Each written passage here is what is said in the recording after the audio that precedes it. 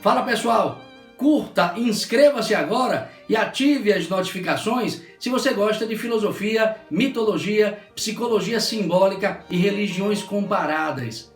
Te espero!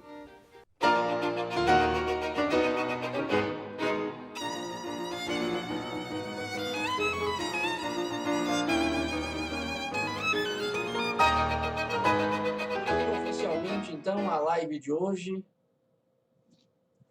eu matutando aqui sobre temas possíveis, como tratei na terça-feira passada da culpa e até reelaborei o tema para pôr no YouTube, porque a abordagem que eu fiz acabou me levando a pensar que talvez seja melhor colocá-la como livre-se da culpa através da culpa. Então, pensando na abordagem que eu fiz sobre a culpa, então, para quem aí não assistiu, sinta-se à vontade para procurar no YouTube, porque logo, logo ela já estará sendo postada. Então, pensando nessa live, eu pensei que poderia também tratar do tema livre-se da angústia através da angústia, porque, de fato, se nós olharmos com muita atenção para o nosso cotidiano, nós perceberemos que o sentimento da angústia nos acompanha. Eu diria até que a angústia é um dos sentimentos mais recorrentes na vida das pessoas. Um dos sentimentos mais recorrentes na vida das pessoas.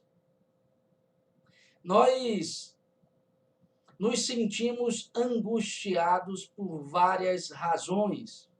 Entendendo aqui por angústia, aquela sensação psicológica de desamparo existencial, aquela sensação psicológica de desconcerto interior, para falar em vocabulário mais claro, aquela sensação psicológica de desencaixe e às vezes de vazio, ou aquele sentimento de instabilidade que geralmente vem acompanhado de um sentimento de insegurança. Ou seja, poderíamos pensar aqui na angústia como uma sensação psicológica resultante do misto entre instabilidade e insegurança, aquele medo que nos acomete sem que nós saibamos o porquê. Esse desconcerto que geralmente vem acompanhado de uma tristeza sem causalidade. Então, eu acho que com essas palavras eu consigo me aproximar do que efetivamente é esta tal angústia que nos acompanha cotidianamente. O título da live é Livre-se da angústia através da angústia. Como assim, professor? Que paradoxo é este que o senhor está enunciando já desde início nesta live? Bom, para tentar elucidar essa questão, eu vou recorrer ao 5º capítulo de uma obra a mim muito cara, O Conceito de Angústia, do filósofo dinamarquês Søren Kierkegaard. Kierkegaard, para quem não conhece, eu já falei em outras lives, é o fundador do chamado existencialismo religioso. Filósofo dinamarquês do século XIX, que escreveu várias obras, inaugurando o existencialismo, que mais tarde será desdobrado em inúmeros existencialismos de tipo ateu. O dele é religioso. Mas sobre isso eu falo numa outra oportunidade. O importante aqui é tomarmos como referência o 5º capítulo da obra O Conceito de Angústia, por vezes traduzido também como o conceito de ansiedade. aqui no Brasil.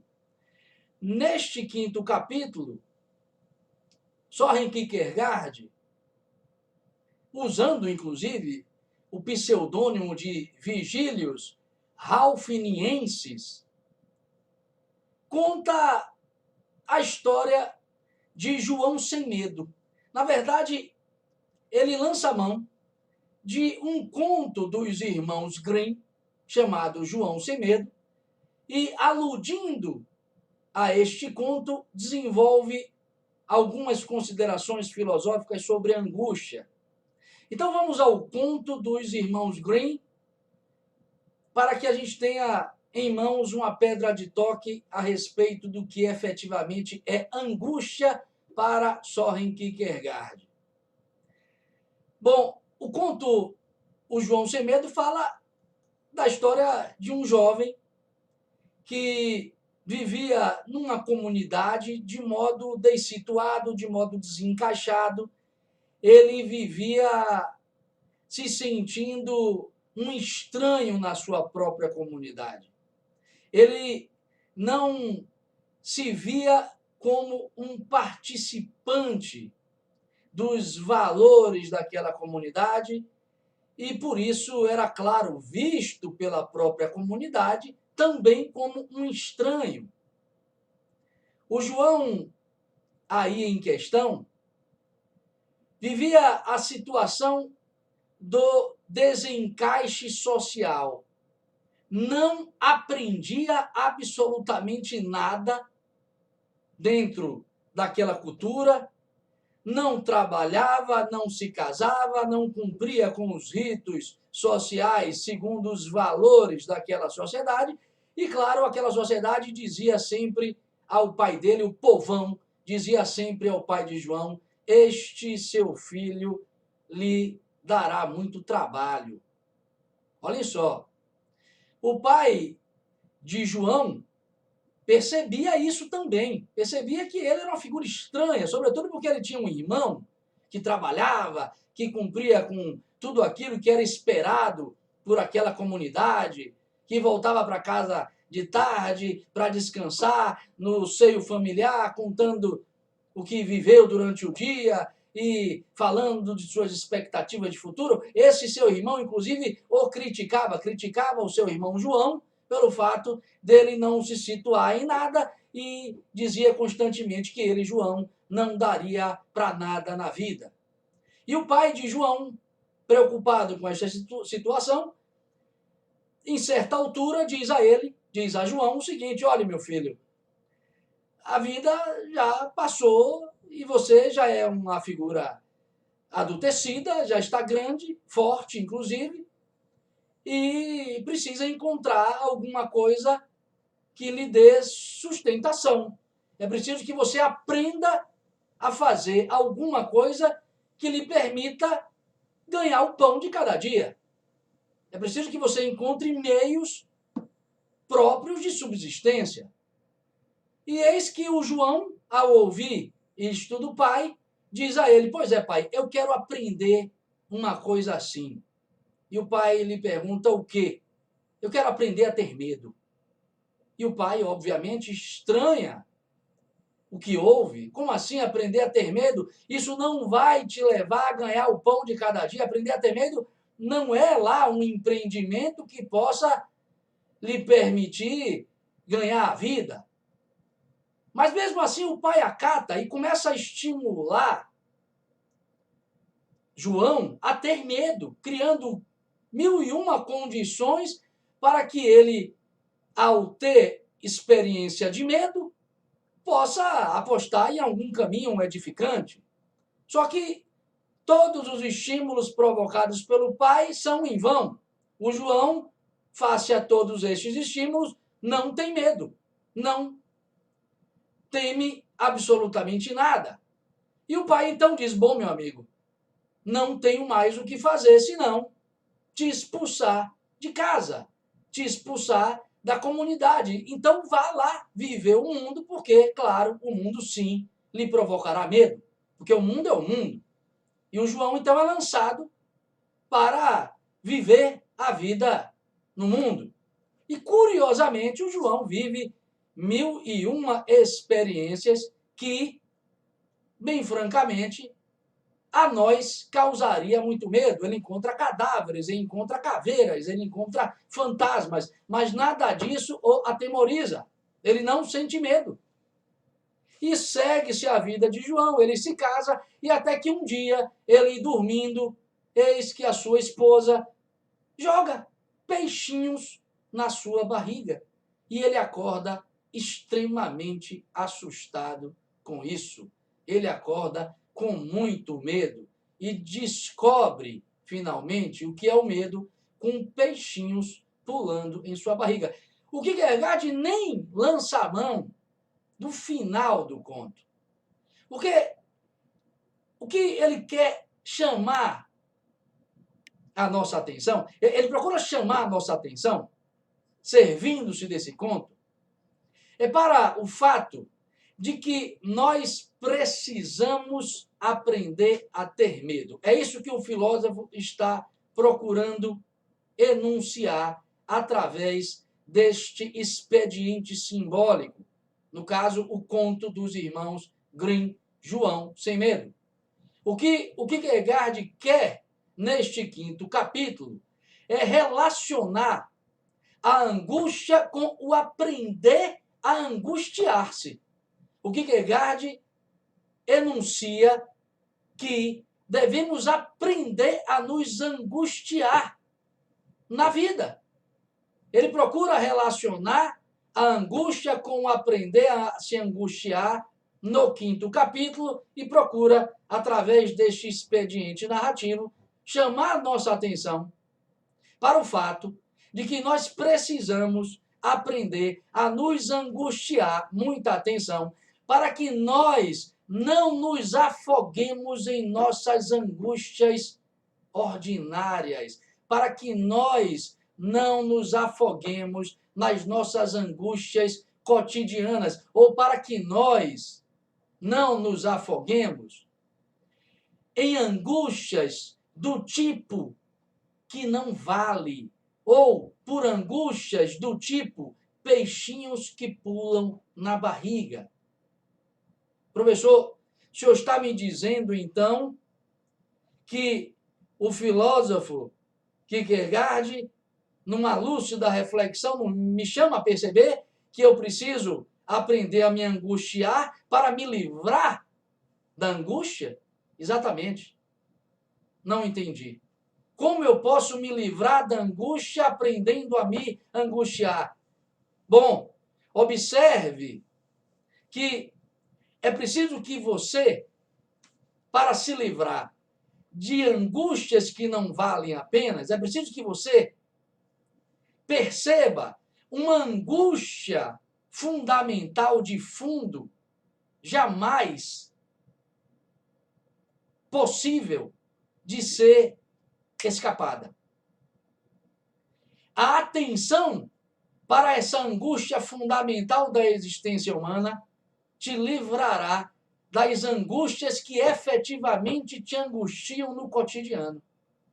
Eu vou tentar traduzir de forma ainda mais clara. O que o filósofo Kierkegaard está chamando a nossa atenção é para o fato de que não podemos escapar da angústia como dado da realidade, porque ele é um dado da realidade, seja um dado conjuntural, seja um dado estrutural. A sua atenção para a angústia como dado estrutural te livrará da aflição ou das aflições, das angústias do cotidiano. Mas, professor, que angústia fundamental ou estrutural é esta que me atravessa? Ora, meu amigo, observe você que, em última instância, ou em primeira instância, a depender do ângulo que você se observe, você encontra-se instalado radicalmente numa crucificação, como eu já disse numa outra live. Você se encontra ontologicamente preso, condicionado ou crucificado num ponto de encontro cósmico entre dois caminhos. O seu lugar ou a sua dignidade cósmica, a nível consciencial, é a do encontro entre duas rotas, entre dois caminhos que se interpenetram a nível perpendicular um do outro.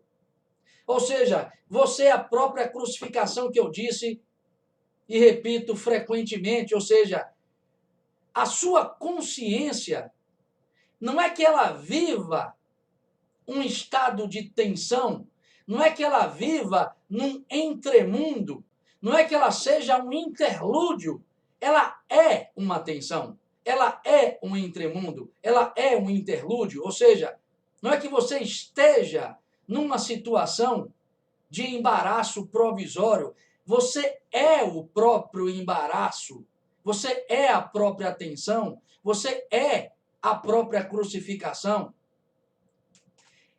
A sua consciência é a única que vive esse estado de crucificação. Porque o gato, como eu já disse, não vive isso. O pombo não vive essa situação. E isso acaba nos levando à percepção de duas infinitas possibilidades. É isso que, na base de sua existência, se afirma como dado inexorável, como dado inescapável, como dado incontornável. A percepção desse drama, ou dessa tragédia existencial, no melhor sentido do termo, no sentido do teatro grego, a percepção desse drama te livrará dos dramas menores, que são os que lhe aturdem, que são os que fazem você gastar energia, os que te levam ao entristecimento. Porque observem com atenção, você vive angustiado, triste, perdendo energia, você vive o tempo todo com aquela sensação de deslocamento na existência, sobretudo porque você está sendo arrastado pelas angústias ordinárias de sua existência. São os peixinhos pulando em sua barriga. Ou seja, você fica angustiado e perde energia porque teme ficar desempregado. Você vive angustiado porque, sei lá, o seu casamento talvez não esteja dando certo. Você vive angustiado porque não quer, ou melhor, não consegue comprar aquilo que deseja. Você vive angustiado porque um filho seu padece de algum tipo de problema físico. Ou você vive angustiado porque você não consegue consertar a sua cara torta. Né? Você vive angustiado porque você não consegue aceitar algum tipo de defeito físico que, enfim, veio com você como um dado incontornável. Ou seja, você vive angustiado porque não consegue pagar, às vezes, uma conta. A gente vive angustiado por causa disso. Só que observe, essas angústias são as que não valem. São da ordem do existir. São desafios, são problemas, são chamados para um constante processo de autossuperação cotidiana. Agora, tem uma outra questão que merece atenção, uma questão dilacerante que está posto somente a nós e nós não damos atenção, porque é essa angústia fundamental chamada pelo Kierkegaard de atmosfera de possibilidades. Como assim, professor? O que é a atmosfera de possibilidades? Ora, eu vou recorrer aqui ao que eu já disse numa outra live, porque a frase é sempre bem-vinda. O Santo Agostinho diz o seguinte em Confissões: o homem se encontra entre o tempo e a eternidade em virtude da ambivalência de sua natureza.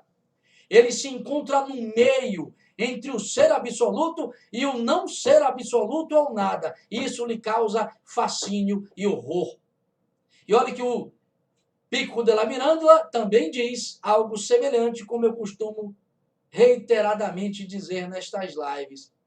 Poderás degenerar até os seres que são as bestas, poderás regenerar-te até as realidades que são superiores, porque são divinas, por decisão de teu ânimo. Então observem vocês que existe um drama de fundo que precisa ser tomado por nós como algo digno de ser observado. É preciso que a gente ponha abaixo as angústias do cotidiano em proveito da observância de uma angústia de fundo que é a angústia própria de ser um ser autoconsciente. Porque a gente vive este imbróglio existencial de poder descer até os níveis mais baixos da matéria, ou ao esquecimento, ou a subir até os níveis mais altos da divindade e nos tornarmos lúcidos. A gente vive isso como dado fundamental de nosso existir. Isso institui em nós uma angústia fundamental. Observe uma coisa interessante. O Sartre, no livro Sei o Nada, retomando essas reflexões do Kierkegaard, vai dizer que a liberdade é a própria angústia. Como assim, professor? Procurem olhar da perspectiva sartriana, porque talvez ela nos aproxime do que o Kierkegaard está nos comunicando. Observe. O que o Sartre diz é o seguinte: a experiência da descoberta da liberdade instaura em nós uma angústia fundamental. Como assim? Repare que você vive cotidianamente o fluxo dos acontecimentos. Você está pagando conta, você está conquistando desejos, realizando desejos imediatos, realizando coisas que são da ordem do cotidiano, está sempre em movimento, está sempre respondendo demandas de trabalho, de filho, de família, de escola, de igreja, de sociedade, de Estado, de leis. Ou seja, você vive nesse turbilhão de demandas e não para refletir sobre efetivamente o que você foi chamado a viver como ser humano. Você não para. O Sartre vai dizer, a liberdade verdadeira só é instaurada na consciência humana quando a consciência humana para. Ela institui um momento de paralisação do fluxo de acontecimentos e pergunta, que diabo estou fazendo aqui? Porque se a gente não para, não abre um parêntese nesse turbilhão de acontecimentos, fenômenos e atravessamentos que nós sentimos no cotidiano e não nos perguntamos, o que é que eu estou fazendo aqui na existência? O que sou eu? Se você não abre uma pequena clareira para tentar dar ar, oxigênio à sua consciência, essa que está lá no fundo, se você não abre um expediente para que ela possa respirar em meio a esses acontecimentos de natureza egóica, você não encontra a liberdade. Porque liberdade não é poder fazer qualquer coisa. Liberdade é, sobretudo, identificar o que efetivamente vale ser feito na vida. E perceber o que vale efetivamente ser feito na vida é, primeiro, perguntar a si próprio o que eu estou fazendo aqui.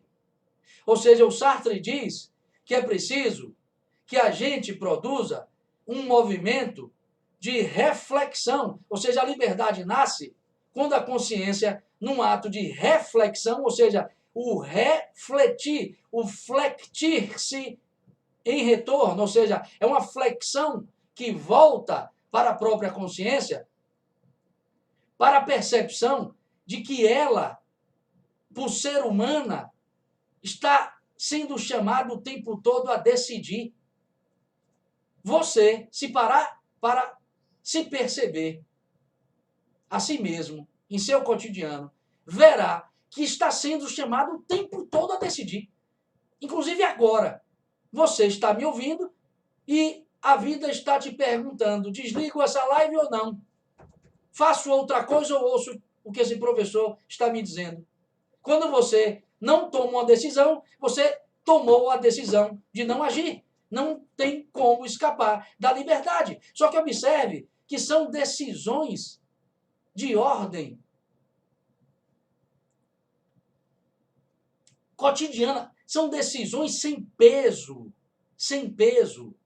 Olhar para aquela angústia fundamental na qual nos encontramos instalados, como um único ser que pode decidir subir ou descer, olhar para essa angústia fundamental é perceber que existe uma solicitação da vida operando em nossa consciência. E esta solicitação nos solicita o seguinte: decida ser humano ou não ser humano.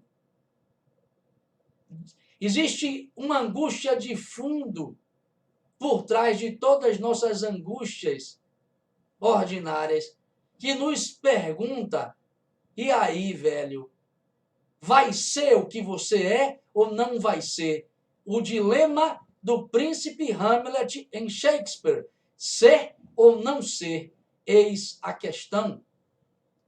Você perde energia porque não está atento a essa angústia fundamental.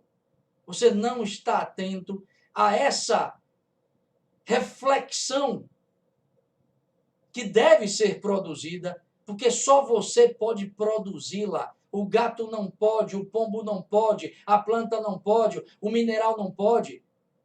Só você pode. Professor, quer dizer que eu curo as minhas angústias cotidianas mirando a angústia fundamental do existir? Exatamente. Repare que você não pode escapar da angústia, porque você é ser humano e você terá sempre em mãos possibilidades para seguir este ou aquele caminho. Não há como você se isentar disso. Você, como diz o Sartre, e eu gosto disso, é a própria liberdade. Não é que você tem a liberdade, você é a própria liberdade. A autoconsciência é o estado puro da própria liberdade. E só o homem vive esse estado de poder decidir. Só que ao invés de você ficar sofrendo por decidir seguir esta faculdade ou aquela, separar ou não do marido ou da esposa, tudo isso é parte do jogo, mas você conseguirá resolver melhor essas questões mirando, sobretudo, a questão fundamental que a vida coloca a todos nós, como consciência autoconsciente. Ou seja, e aí, você será humano ou não será humano? E repare que se colocar aí, dói. Por isso que o budismo diz claramente que a existência é dor. É por isso que o teatro grego comunica que a experiência humana é trágica na sua essência. Só que observe, é um trágico edificante. Porque você não pode deixar de optar. Você não pode escapar desta condição. Você é chamado a optar sempre pelo que vale ou pelo que não vale em sua vida. E colocar-se aí é doloroso. Você não tem como não colocar-se. Do contrário, viverá as angústias produzidas pelas urgências do mundo. Ok. Como então, professor, eu posso me desangustiar? Como eu posso aliviar essa angústia e viver uma angústia edificante? Dirija-se a este centro da crucificação, no qual você já se encontra de olhos abertos, porque só você pode decidir entre subir e descer. Vá lá corajosamente para o lugar desta angústia, mas não vá só. Vá com aquela instância que só você pode levar consigo. Como assim, professor? Não entendi. Quando Arjuna, personagem do Bhagavad Gita, é comunicado de que precisa lutar para restituir a dignidade política de Hastinapura, que é a cidade da sabedoria, quando ele é chamado a lutar para reconquistar Hastinapura, ele coloca o carro de guerra dele no centro do Kurukshetra, no centro do campo de batalha. Como eu já disse em outra live, o mundo para, o tempo para. O cosmos inteiro ali no homem começará a lutar. Só que observe, quem está dentro do carro de Arjuna? Krishna. Ele não vai só. Ele não vai só. Arjuna, que é o herói, coloca-se no centro da crucificação. De um lado Pandavas, de outro Kuravas. Ele está no centro de uma guerra que se iniciará. Quem está com ele? Krishna, uma divindade. Ele não vai só. Ele vai com Deus.